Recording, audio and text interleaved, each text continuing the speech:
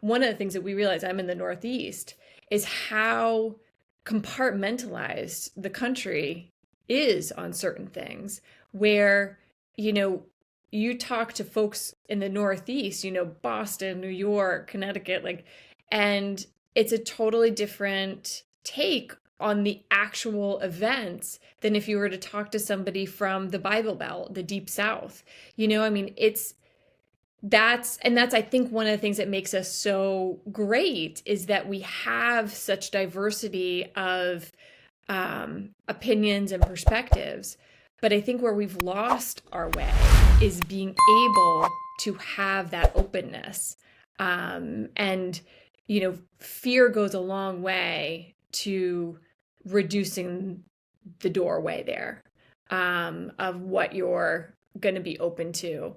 And when you start bringing a lot of fear into the equation, that automatically shuts down the openness. So they say United States. Mm-hmm. Why is the United States not that united from your point of view?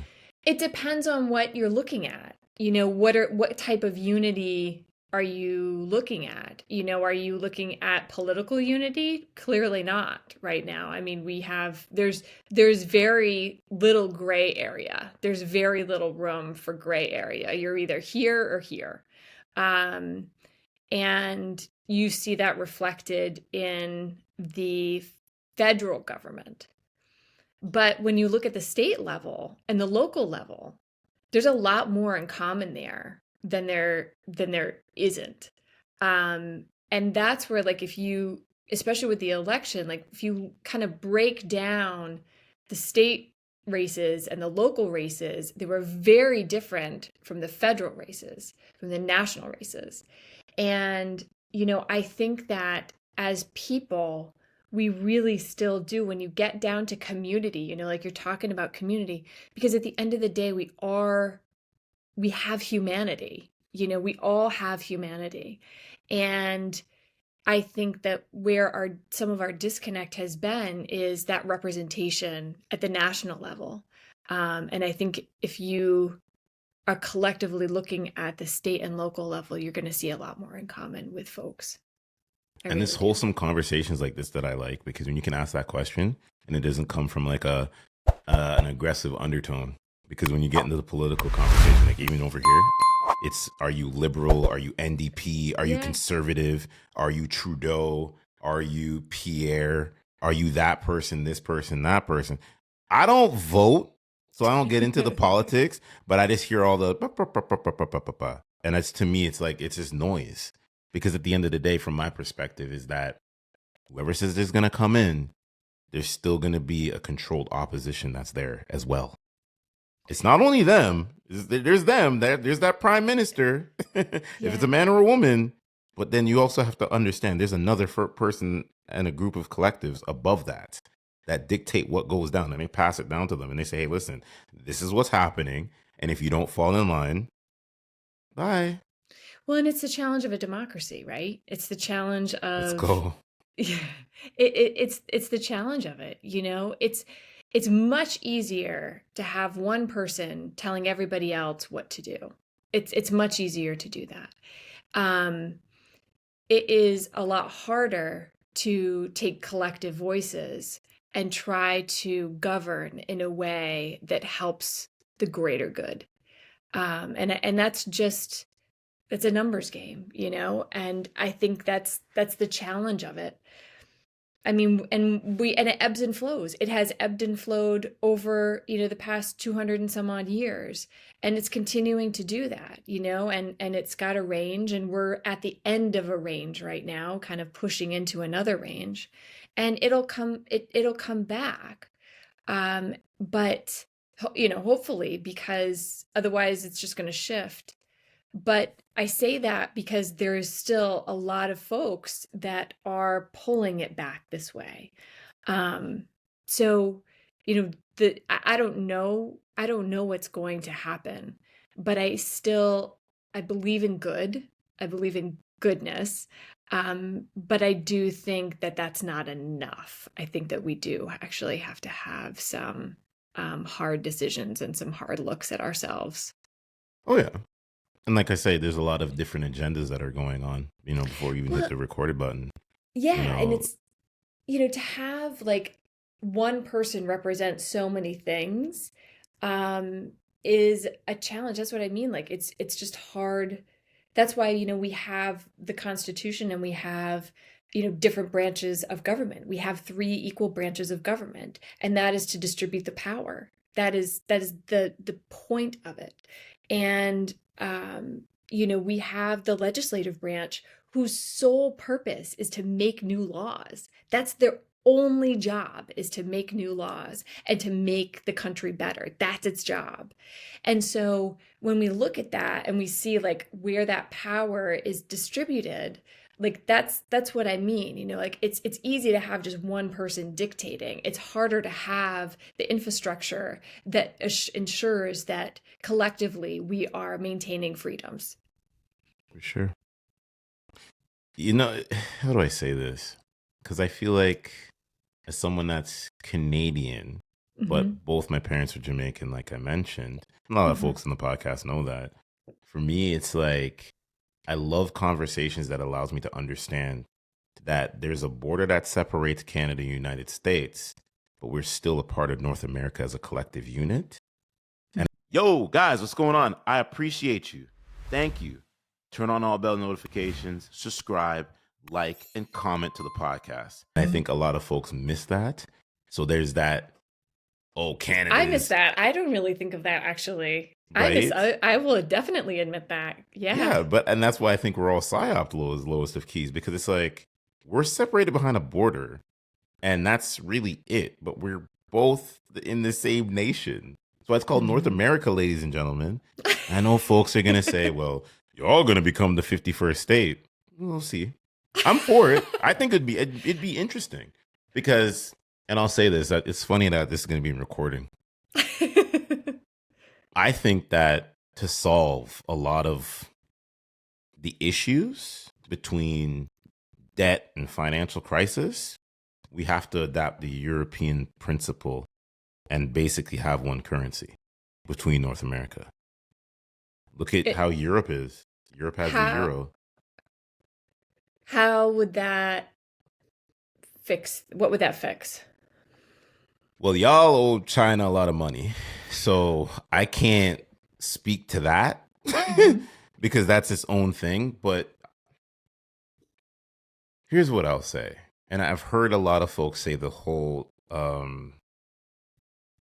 like the, what do you call it? What's the currency that they have out there that everyone's about? The whole crypto, turning Oh yeah, United yeah, States yeah. into the cryptocurrency of the world, which could avoid a lot of the debt because that's untapped potential. You know what I mean? So you have Yeah. things that are floating in the back end. I don't want to get too political here, but you have things that are floating in the background that can really maybe speed up a lot of what we're going through. Because if you look at the exchange rate between Canada and the United States, it's diabolical. Like 145, wait, I think it's 145 to $148 Canadian transferred into American is $100. We're getting shafted. I got to pay an extra 40, almost $50 to basically have $100 American bill. It makes no sense. So I think that removes. I know people are gonna come for me how I'm saying this. They're gonna come for Rory so hard. They're gonna come for me so hard. But when you have the one currency, it will make the.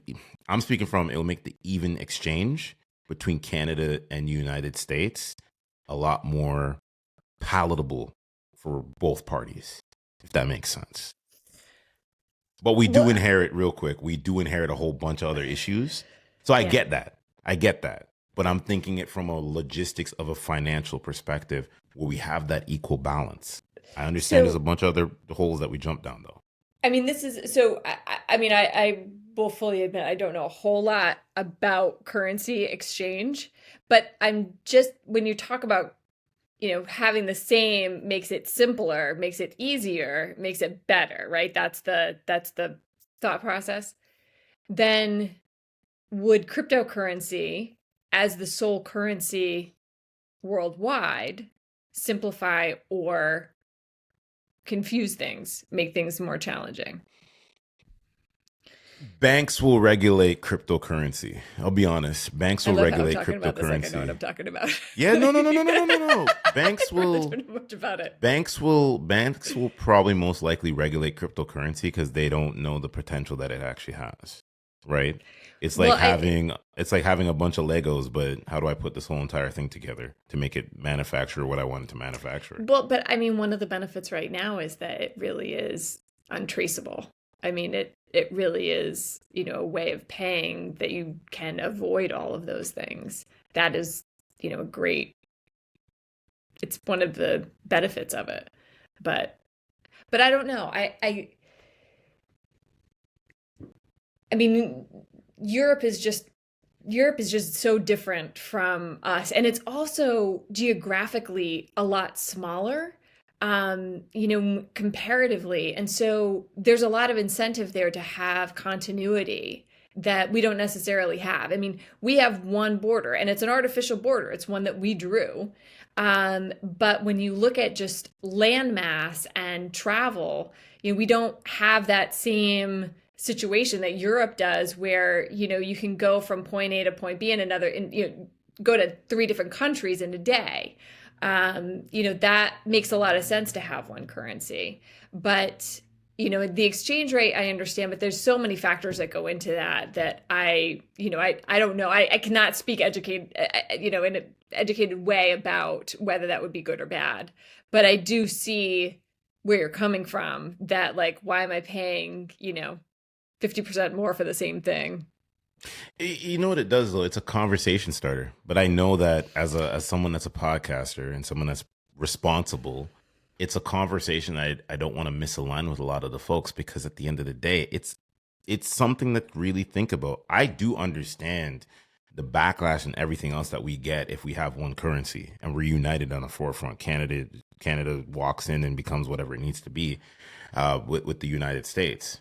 But it's just thinking about this from an anecdotal experience of what would happen if we had the one currency. Because I'm going to tell folks this: crypto may be untraceable. There's a reason why the banks want to regulate it. Hmm. There's a reason why. It's the Hmm. same thing with TikTok. It's the same thing with everything else. Certain things that we don't have control necessarily over that may be ran by another algorithm or another or establishment or identity process, it needs to be regulated, ladies and gentlemen. It has to. Well, Ray, I think like these conversations of really questioning, this is where these are the things that have to happen. I think when I was probably in middle school, my dad got me a bumper sticker that said "Question Authority," and I still have it somewhere, because if you're not going to question what's going on, then it's definitely not going to change. And, ideas as anecdotal and out there as they may be, spark conversation and creativity that may foster different solutions. And, that is one of the things that we so uniquely have, is that creative thinking and being able to, look at a situation and bring different perspectives to it. And that's where, like, my work with stress and burnout, one of the topics we talk about is mindfulness. Well, this is how you do it.